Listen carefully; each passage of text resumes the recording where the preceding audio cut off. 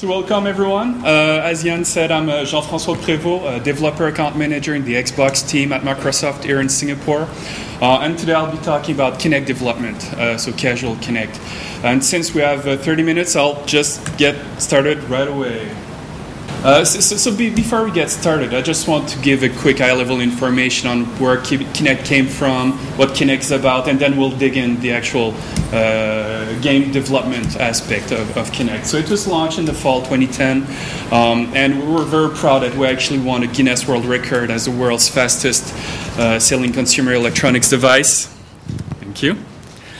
And as of now, we have over 18 million devices sold already. So it's been a very good success for us, and we're very proud about it. And Kinect itself, so the premise of Kinect, so it's the controller-free gaming experience. And what comes with Kinect, and I'm sure all of you know this already, but one of the amazing things is the skeletal tracking that's enabled through Kinect. That's really amazing technology that through a single sensor you can have the full skeletal tracking of people. There's a speech component that's awesome, and a lot more, of course. Now for the actual agenda for today. So the first aspect I'll be discussing is the controller-free gaming component. So I'll go briefly over what it means and why it's important. The second item I'll be discussing is design considerations for Kinect. So again, it will be a very quick high-level overview of things that you absolutely have to keep in mind when you design games for Kinect. The third item will be the rules of Kinect. So I'll go over the 4 rules of Kinect that we encourage from all of our experience working with developers since we've been working with Kinect, followed by the Q&A. So for the controller-free gaming component, so that was the very first premise of what Kinect should be when we initially introduced it, is to allow gaming without the use of a controller. How would that be possible? And one of the appeals, one of the reasons we wanted to do this is for the Xbox platform to appeal to a broader audience, to bring in the more casual players that don't necessarily like the controller part of the console. So since we talk about controller-free gaming, I think it's worth mentioning the controller itself. So as all of you hopefully know, so that's the Xbox controller. But for the people that want to bring in, that don't like to use a controller, it could be seen as a somewhat daunting experience, like asking me to drive a plane. It's not something I'd feel comfortable doing. So it could be perceived as such by the less core gamers, if you will. Which brings me to my perception of what a controller is. It's this, that's how I see the controller. And to be honest, I love it. I really love controller-based games on Kinect, but on Xbox. But the real amazing thing with Kinect is it brings a whole new range of experience and opportunities that are not possible through the controller, and that's really what we want to embrace with Kinect. What's not possible with a controller, but is possible through the technology that's powering Kinect. So here's a few examples of popular games that we've released already on the platform. And the last one I'll highlight, and we'll have a very quick trailer of the actual game, is Happy Action Theater. If you didn't have a look at this, I strongly recommend having a look. It's awesome in my home. It's very popular with my 4-year-old. So for kids, it's very, very popular. It's a really good example of how to make Kinect easily accessible to everyone. So with that said, let's have a look at the trailer. Let's hope it works.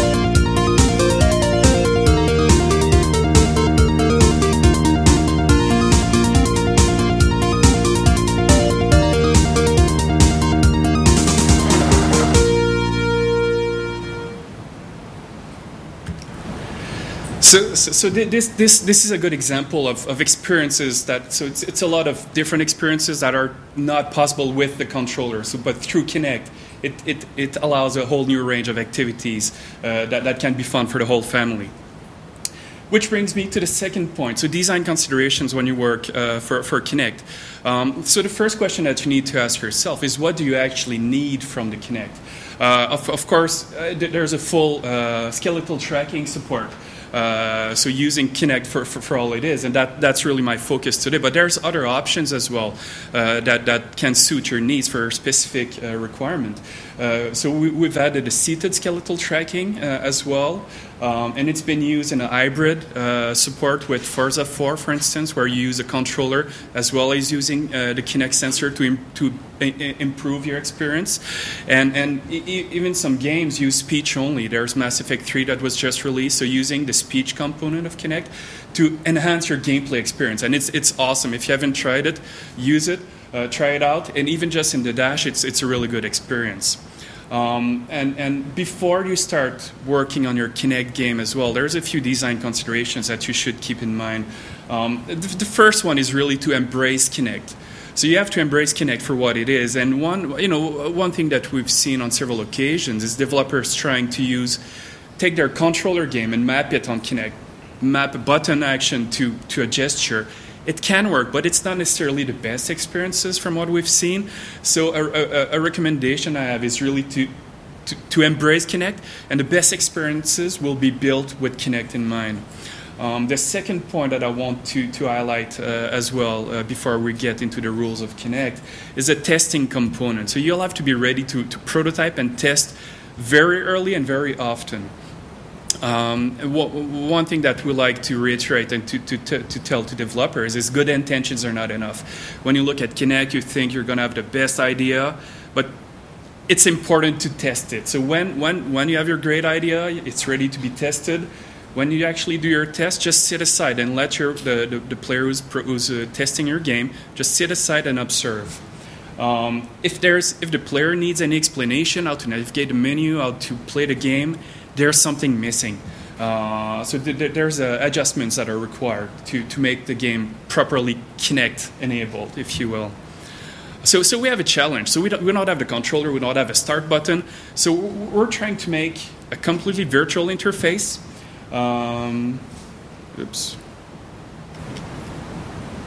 So completely virtual interface that's obvious to operate, that communicates what's going on, that's fast and fun to use for your audience, and that works. Which brings me to the next point, which is the rules of Kinect. So we have 4 rules of Kinect that we really encourage our developers to abide by. So explain what the player can do, represent what the player is doing, make it fun to match the two, and test your implementation. So I'll go in detail on all those. And just to be clear, that's not an official document like those are the rules. Those are my rules based on my experience working with developers. So that's nowhere an official Kinect development documentation. But the key thing for this is the feedback to the player is crucial. Always think feedback. It's important to constantly give feedback to the player. So let's start with the explain what the player can do. So one thing that's important, of course, is to explain to the player what gestures are being detected. So it's got to be super clear what the player what actions he can be doing. Especially if you have games that don't have obvious gestures. It could be easier if you have a fitness game, for instance, and you redo what your fitness trainer on screen is doing. Right, imitating someone can be easy to understand what you're supposed to be doing, but in some other cases it may not be as obvious. And there are ways to teach when there's a wider range of actions possible. So one of the things that works quite well is have on-screen animations. Those can be shown during the loading. Those can be shown in game. One very good example for the usage of animation to show the player how to use it is Puss in Boots, actually, based on the movie. As you progress in the game and new actions become possible, there's a small animation that comes on screen if you're stuck and the action is not being done after a short while. So it helps the player and it teaches the player as he goes. And one more thing as well, it's good to have a clear conceptual model, and that's for both your UI and the gameplay as well. So for the UI, we have a lot of good references already.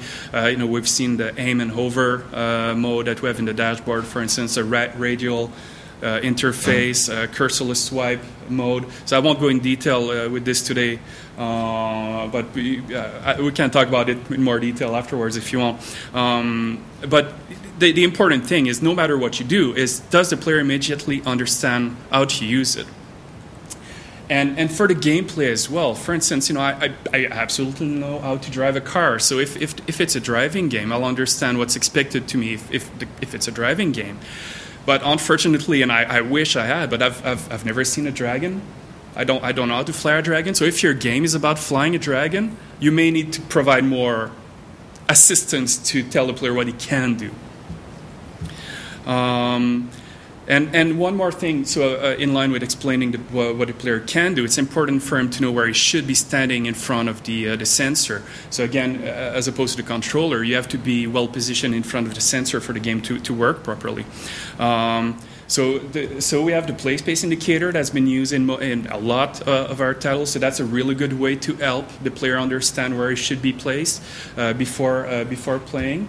And one important thing as well is, once the player is in position, we strongly recommend the game to actually start when the player does an active intent to play action. It could be raising the arms, clapping your hands, but that's a very good practice to do.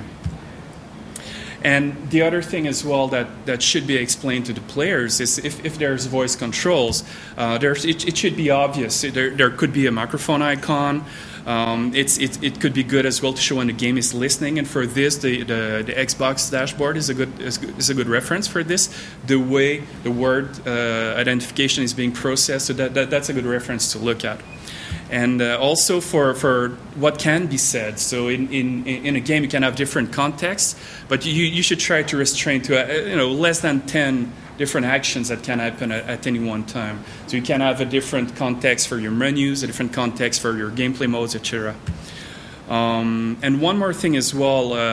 So this is completely made up. So don't use that word for real, or going to be laughed at. Please don't laugh. But passivate. So a new way to explain in your menus what's going on. So what we mean by passivate is basically just show the information, show information without doing an activation. So to perform an instantaneous action on a UI element that has an instantaneous effect that is non-critical, instantly reversible, but useful. Perhaps showing more detail about the effect of the element as opposed to an action that has a major effect. That's all the reading I'll do. Quick example, just to explain what we mean. So that could be an example where, in aim and hover, you go over an option, more information comes about it, and afterwards you have the activation per se. And now for the second item of the rules of Kinect. So now that the player knows what he can do, it's important that we show him what we actually see him doing. So that the player can make a connection between what he's expected to do and what he's doing. So the first item is it's important to represent the player's movement somehow. There has to be constant feedback on what's going on. A popular item for this has been avatteering that we've seen in Kinect Adventures, Kinect Sports, for instance. You can use a video image like we see in Happy Action Theater, which uses augmented reality as well. So very, very quick feedback. It's easy to understand that the sensor is seeing me. So 3D depth image. So we're seeing that in Fruit Ninja, for instance, where you have your shadow on screen. It can be a menu pointer, like in a lot of the interfaces in the UIs that we have. It can be an image of your hand, like in Kinectimals. It can be an indirect player feedback as well, like in Kinect Joyride, where we drive a car, so there's not an avatar moving, but the car reacts to what you're doing.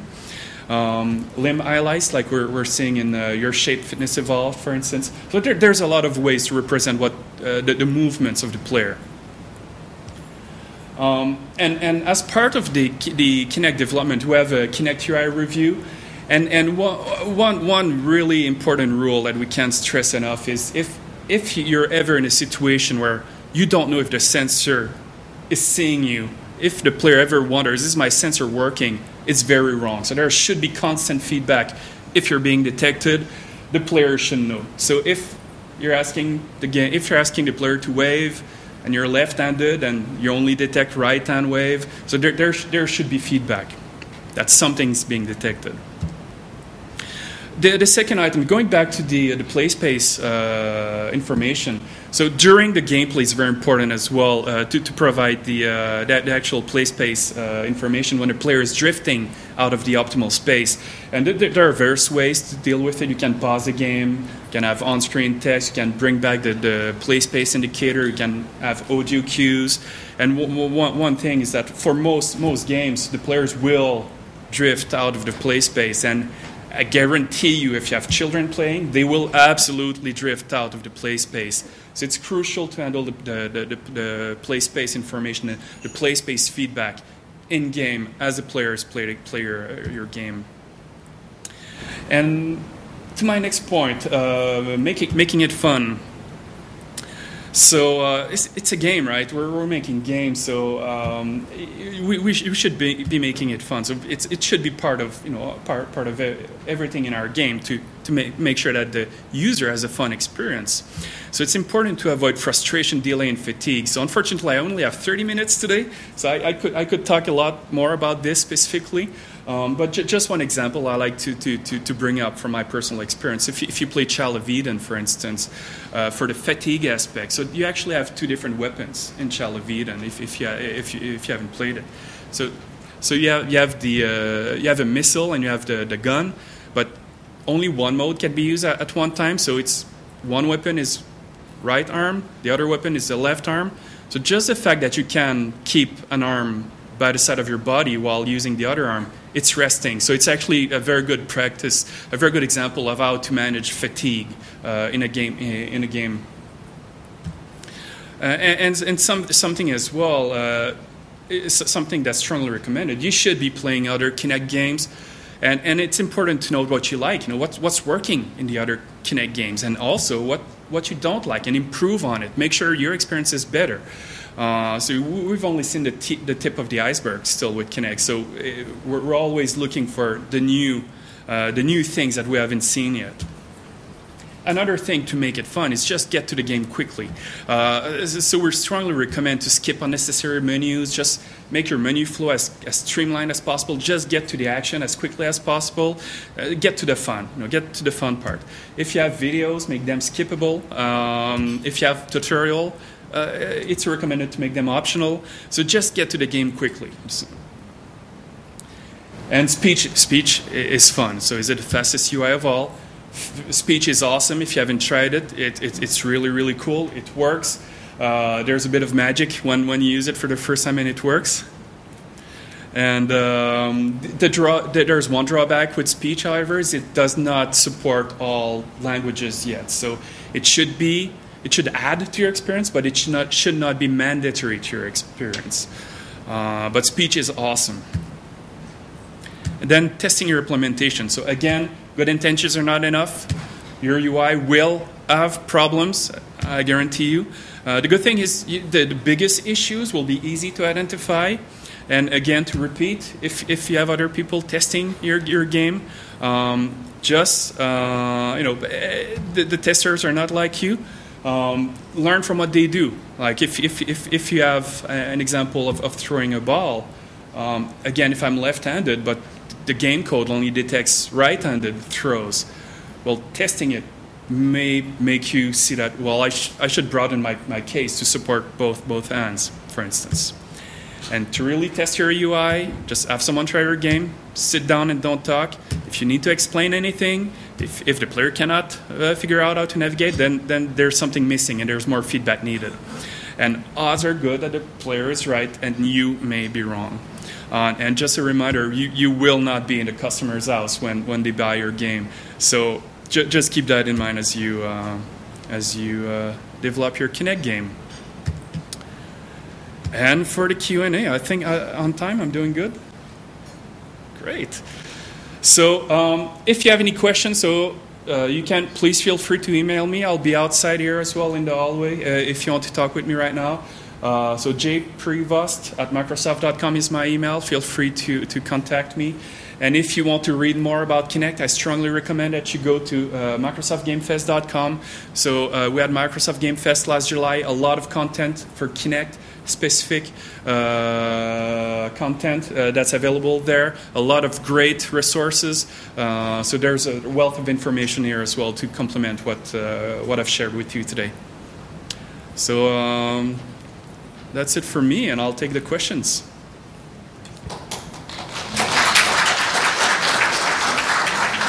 Thank you. Yes.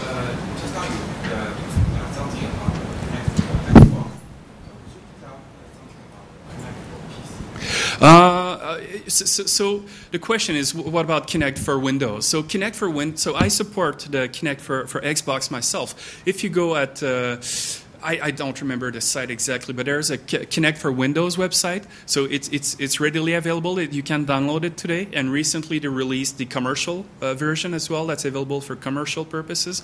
But it's not. I'm not involved in that part of the Kinect development. But just to be clear, everything I've shared today will apply for Kinect for Windows. If you're making a game, everything I've shared, the same. It's as crucial for Kinect for Windows to be sure.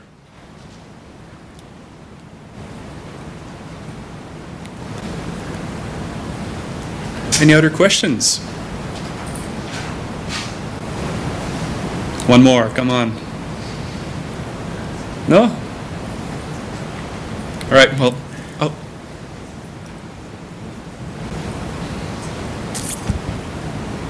Good morning. With regards to gestures, will Kinect for Xbox support hand gestures such as hands open or hands closed? So the question is, will Kinect for Xbox support hand gesture detection? So the Kinect SDK is constantly evolving, and what we see is developers bring their own ideas as well. So there are a few things I cannot talk about. If you look at the Game Fest content, again, there was a talk that talks about the opening and closing of the hand. So that's something that was covered in a previous discussion, but we don't, today, to my knowledge, we don't have an accurate finger tracking, for instance, if that's what you meant. But if you have a look at the Game Fest content, there's some information there available as well. Thank you. Sure. Yes. What are the kind of the best practices if you're trying to forge an existing game for another platform? Should you really be starting from scratch and kind of rethinking it, or is it easy to port? So the question is, if I'm porting my game from another platform to Kinect, what should we do? So let me go back to one of my very first slides. So the best experiences on Kinect are built with Kinect in mind. Let's see. So the best Kinect experiences will be built with Kinect in mind. Mapping another game to Kinect may not be the best experience, but if you want to discuss it further, if you have a specific game in mind, we can absolutely discuss it. But if it's a platformer where you have a jump button, and it probably, I may be wrong, I could be proven wrong, but it would probably not be the best fit for Kinect. But if you'd like, let's discuss it further in the hall afterwards.